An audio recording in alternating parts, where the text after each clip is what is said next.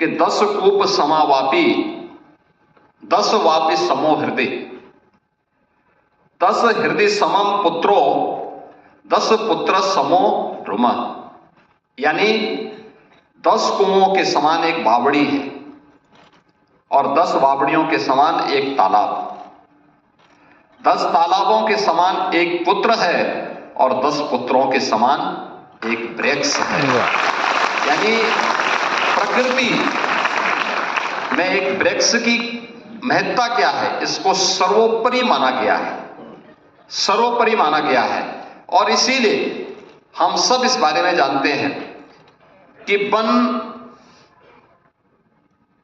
जीवन का आधार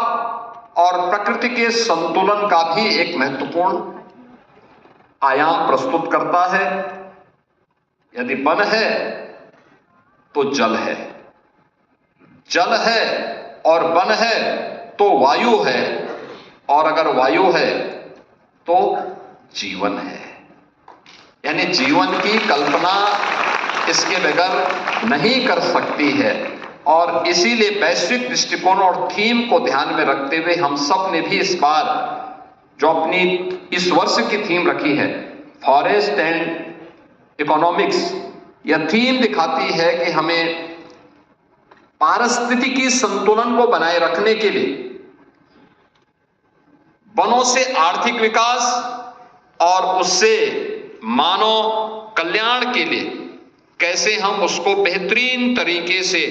आगे बढ़ा सकते हैं, यह हम सब की वर्तमान की जो चुनौतियां हैं उसी थीम के अनुरूप यह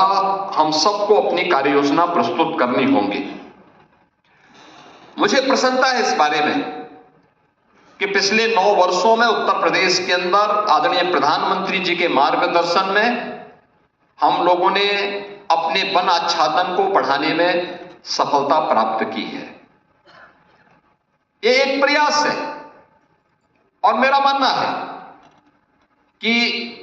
इस प्रयास में हमें सफलता प्राप्त तब हुई जब हम लोगों ने इसे जन आंदोलन बनाने का कार्य किया। ये केवल वन विभाग का कार्यक्रम नहीं बन पाया,